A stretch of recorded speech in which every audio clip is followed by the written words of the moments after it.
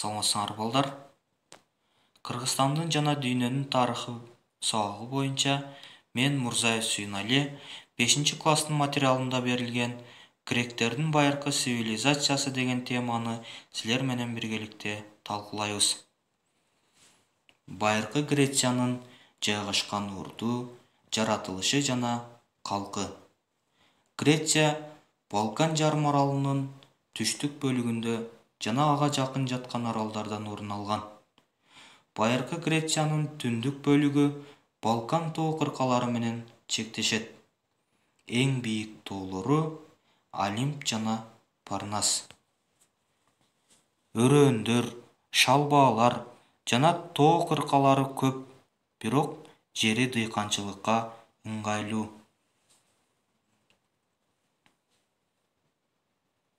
Байыркы Грециянын климаты ысык жана кургак. Жаан абдан сейрек жаайт. Кышы суук, бирок кар жок. Багбанчылыкта жүзүм, түштүк өрөөндөрүндө оливка менен апельсин бышат. Грециянын калкы неолит доорунда эле отурукташып, эгин айдап, мал баккан. Кол өнөрчүлүгү өнүккөн. Металлдан идиштерди, курал-жарактарды жасашкан. Байыркы гректер жасалма жол менен сугат иштерин өздөштүрүшкөн. Каналдарды, дамбаларды курушкан, чарба иштери менен алектенишкен. Миной цивилизациясы. Коло доорунда эле Крит жана Эгей деңизинин аралдарында алгачкы Кнос, Миккен, Тринф, Пилос мамлекеттери түзүлгөн. Ошол учурда чарбасы жана коомдук турмуш жагынан Крит гүлдөө өнүгүп, борборлошкон мамлекетке айланат. Борбору Кнос шаары болгон. Криттин падышасы Миностун атынан ал Миной цивилизациясы деп аталган. Криттиктер чоң флот куруп, Эгей деңизинин бир катар аралдарын багындырат. Крит мамлекеттери күч алып, шаарлар өсүп, кол өнөрчүлүгү өнүккөн. Гректерде суусу мол, түшүмдүү өрөөөндөр болбогондуктан дыйканчылык кылуу кыйынчылыктарды туудурган. Гректер деңизде сүзүүнү эртелеп эле өздөштүрүшкөн. Криттиктер Египет, Финикия жана Финикия аркылуу Вавилон менен соода жүргүзүп турган. Кносто адам таң кала тургандай сарай курулган. Ал 300дөй бөлмөдөн туруп лабиринт деп аталган. Сарайдагы шаан шөкөт өткөрүлүүчү залдардын дубалдары фрескалар менен кооздолгон. Ал дубалдардын боектору миңдеген жылдар бою өңү өчпөй сакталып келген. Дворецтин төмөнкү кабатында чалдык үйдү өткөөлдөрү, коридорлору жана тепкичтери бар бөлмөлөр болгон. Ушул эле жерде курал-жарак, кымбат баалуу асемдер, азык-түлүк коюлган кампалар, устаканалар жайгашкан. Криттиктердин өздөрүнүн жазуусу болгон. Бирок ал жазууларды алигиче эч ким окуй алган эмес. Крит аралында катуу жер титирөө болуп, шаар кыштактар кыйрап, калк зыянга учураган. Ээн калган аралдарга миккендиктер жер которуп келишкен. Миккен маданияты. Миккен маданиятына дубалы көркөмдөлүп тургузулган легендарлуу падыша Агамемнондун сарайы мүнөздүү. Анын айланасында байыркы падышалардын күмбөздөрү, байыркы Акрополь жана Арыстан дарбазасы жайгашкан. Алар бийик таш чептер менен чыңдалган. Сарайдын ичи тартылган сүрөттөр менен кооздолгон. 40 миңге жакын чопо такталардагы жазуулар Миккен маданиятынын тарыхын баяндайт. Анын гүлдөгөн мезгили 16-13 кылымдарга таандык, биздин заманга чейин. Биздин заманга чейин 12-кылымда Миккенди Дори уруулары басып алган. Алар шаарды талаптанып, Миккен цивилизациясын тып-тыйпыл кылып кыйраткан. Натыйжада байыркы Грециядагы алгачкы цивилизация болгон Крит Миккен маданияты жашоосун токтоткон. Археологдор 19-кылымдын экинчи жарымында Криттен биздин заманга чейин 2000 жылдыктарга таандык сонун таш үйлөрү бар шаар урандыларын табышкан. Афина шаары. Миккен цивилизациясы кыйрагандан кийин акырындык менен гректердин чарбасы кайрадан жандана баштайт. Темир эритип, темирден курал-жарактарды, эмгек куралдарын жасашкан. Соода өнүгүп, кеме куруу күч ала баштайт. Биздин заманга чейин 9-8 кылымдарда шаар мамлекеттер, полистер түзүлөт. Алардын эң ирилеринин бири Афина болгон. Афина Аттика аймагында жайгашкан. Аттика Ортоңку Грециянын түштүк батышынан орун алган байыркы аймак.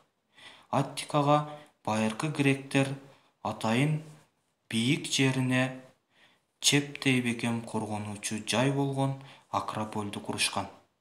Акрополь байыркы Афинанын зыярат борборуна жана бекем чебине айланган. Миккен доорунда эле Акропольдун айланасында чеп дубалдар менен курчалган алгачкы турак жайлар салынып, Афина шаары пайда болгон. Афинада жер аристократтардын колуна өткөн. Жердин ээси болгон эркин дыйкандар карыздары үчүн жеринен да, эркиндигинен да ажырап, кулга айланган. Биздин заманга чейин 594-593 жылдары Солондун реформасынын негизинде дыйкандардын карыздары жоюлуп, афиналыктар эркиндикке чыккан. Эркин дыйкандар карыздары үчүн кулга айланууга тыюу салынган. Биздин заманга чейин 590-жылдары Афинада антикалык демократия орнотулуп, элдик бийлик өкүм сүргөн. Периклдун тушунда Афина гүлдөп өнүккөн. Тарыхта биринчи жолу байыркы Афинада жогорку бийлик элдик чогулушка өткөн. Элдик чогулушка курал-жарак алып жүрүүгө жөндөмдүү гана эркектер чогулган.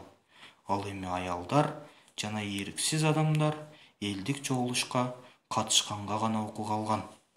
Элдик чогулушта жооптуу кызматтарга адамдардын шайлануусу жана отчет берүүсү жөнүндө кызматтагы адамдар өзүнүн милдеттерин аткара албай калышса, мөөнөтүнөн мурда кызматтан бошотуу жөнүндө жана башка мыйзамдар иштелип чыккан.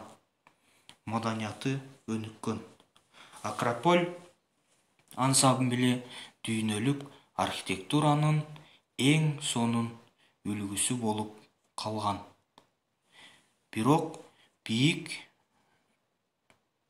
үчүн болгон ич ара карама-каршылыктардын негизинде Афина өз маанисин жоготкон.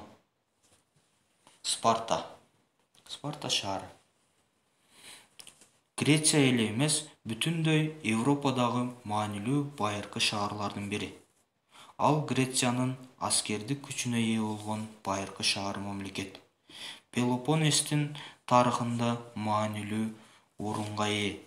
Спартанын тургундарынын көпчүлүгү кулдар болгон. Байыркы спарталыктар илим-билимге, искусствого кызыгышкан эмес. Алардын элдик ооз-эки чыгармасы же жазуу эстеликтери дагы жок. Спартадан философтор да, ойчулдар да чыккан эмес. Алар сыйына турган ибадатканада өздөрүнчө жашай турган турак жай да курган эмес. Спарта тургундары окшош салынган чакан үйлөрдө жашашкан. Уламыштарга караганда Спарта аймагы 9 же 10 миңдей бирдей участокторго бөлүнүп, анда кулдар илоттор иштеген. Спартанын жогорку органы элдик чогулуш Апелла болгон. Мамлекетти 2 династиядан 2 падыша башкарган. Ошондуктан башкаруу системасы башаламан болгон. Спарталыктар 7 жашынан карыганча аскердик кызмат өтөгөн. Байыркы мезгилде аскер деңиз күчү жагынан Спарта күчтүү мамлекет болгон. Мезгилинде Спарта Афинанын ишенимдүү союздаш катары Перс баскынчыларына каршы күрөшкөн. Спарта Пелопоннес согушунда жеңишке жетип, Грециянын убактылуу башкарган. Бара-бара Спартада жеке менчик пайда болгон. Саясий күрөш жана ич-ара чыр-чатактардан Спарта начарлаган. Фива жана анын союздаштары менен болгон согушта жеңилип калып, Пелопоннес союзу кулаган. Бул жерде 2 падыша башкаргандыгы, ал 2 падышанын аскерлердин башкы кол башчысы болгон. Аксакалдар кеңеши 60 жаштан өткөн 28 эркектерден турган. Алар көйгөйлөрдү талкуулап, чечимдерди элдик чогулушка алып чыккан. Ал эми элдик чогулуш согуш жарыялашкан, тынчтык келишимге кол коюшкан, бардык маселелерди добушка коюшкан. Спарталыктар болсо эркин жарандар болгон. Мына ушинтип балдар, бүгүнкү сабагыбыз аягына чыкты. Силерге атайын үй тапшырмалар берилет. Бул үй тапшырмаларды карап чыгып, күчүңөр жеткен, алыңар жеткенчелик үй тапшырмаларды аткарсаңар болот. Биринчи тапшырма китептеги суроолорго жооп берүү 168 бетте экен. Ушул эле бетте терминдер менен иштөө турат. Аны дагы иштесеңер болот. Анан жумушчу дептердеги биринчи, экинчи тапшырманы аткаруу. Ал эми акыркы тапшырмабыз болсо, ушул тема боюнча 10 суроодон кем болбогон кроссворд түзүү тапшырмасы. Рахмат көңүл бурганыңар үчүн.